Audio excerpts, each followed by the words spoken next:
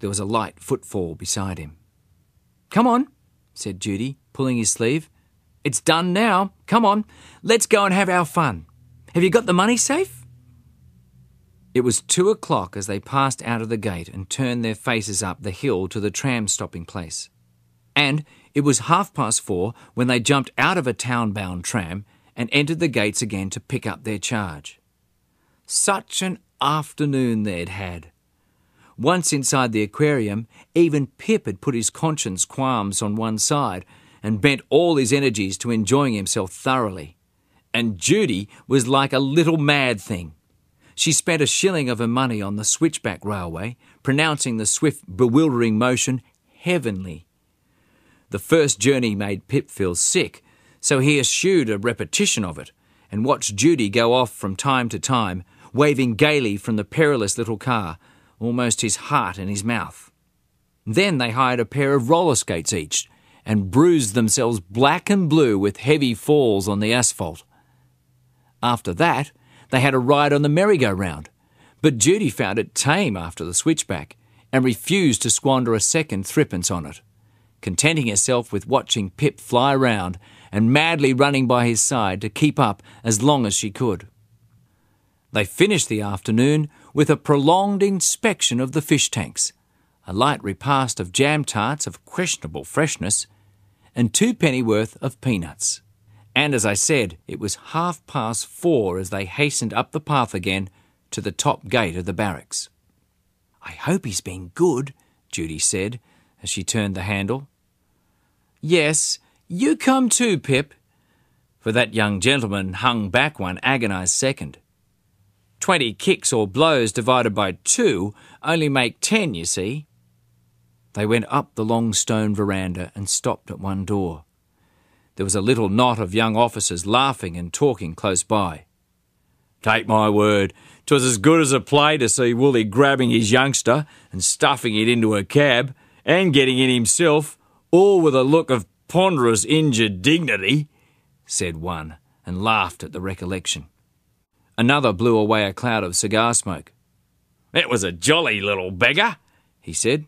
"It doubled its fist and landed his high mightiness one in the eye, and then its shoe dropped off, and we all rushed to pick it up, and it was muddy and generally dilapidated, and old Wooly went red slowly up to his ear tips as he tried to put it on."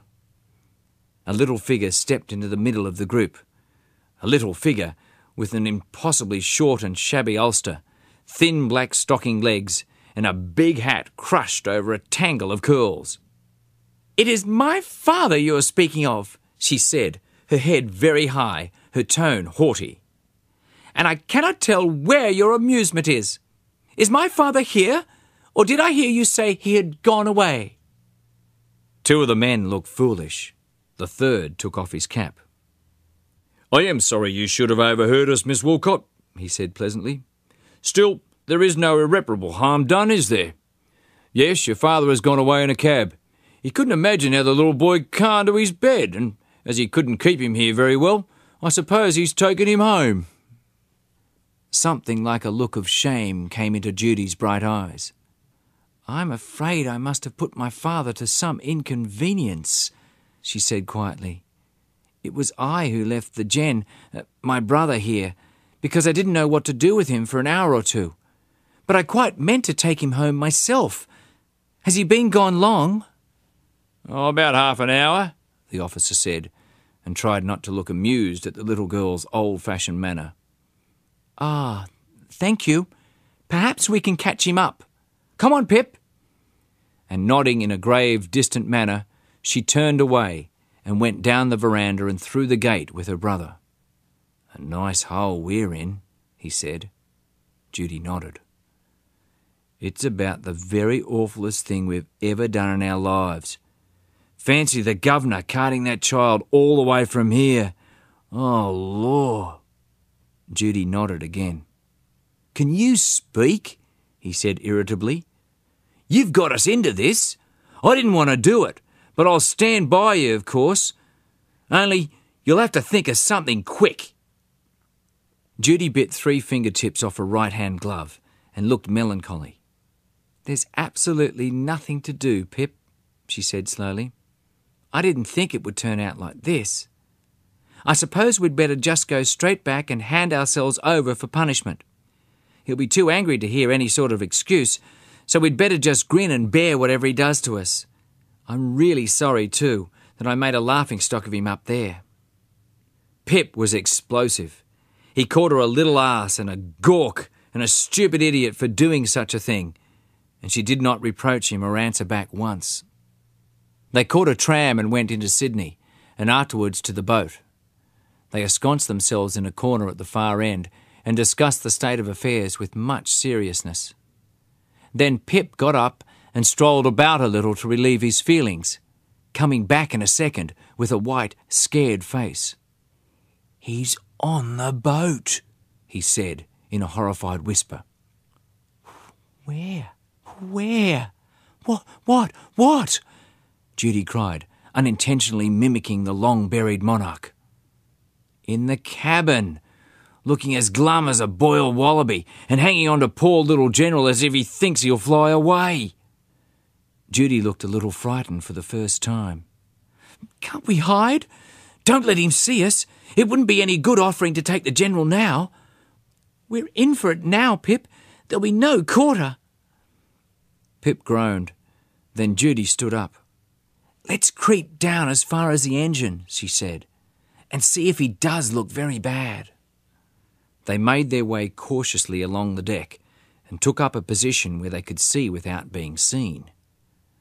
The dear little General was sitting on the seat next to his stern father, who had a firm hold of the back of his woolly pelisse. He was sucking his dirty little hand and casting occasional longing glances at his tan shoe, which he knew was delicious to bite. Once or twice he had pulled it off and conveyed it to his mouth, but his father intercepted it and angrily buttoned it on again in its rightful place.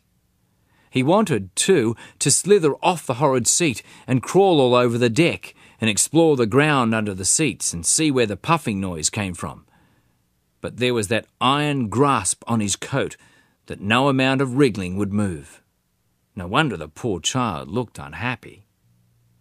At last the boat stopped at a wharf not far from Misrule, and the captain alighted, carrying his small, dirty son gingerly in his arms. He walked slowly up the red road along which the dog-cart had sped so blithesomely some 6 or 7 hours ago, and Judy and Pip followed at a respectful, very respectful distance. At the gate he saw them and gave a large, angry beckon for them to come up. Judy went very white, but obeyed instantly, and Pip, pulling himself together, brought up the rear. Afterwards, Judy had only a very indistinct remembrance of what happened during the next half hour. She knew there was a stormy scene in which Esther and the whole family came in for an immense amount of vituperation. Then Pip received a thrashing, in spite of Judy's persistent avowal that it was all her fault, and Pip hadn't done anything. She remembered wondering whether she would be treated as summarily as Pip. So angry was her father's face as he pushed the boy aside and stood looking at her, riding whip in hand. But he flung it down and laid a heavy hand on her shrinking shoulder. "Next Monday," he said slowly, "next Monday morning you will go to boarding school.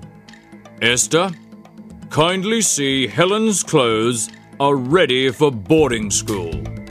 Next Monday morning."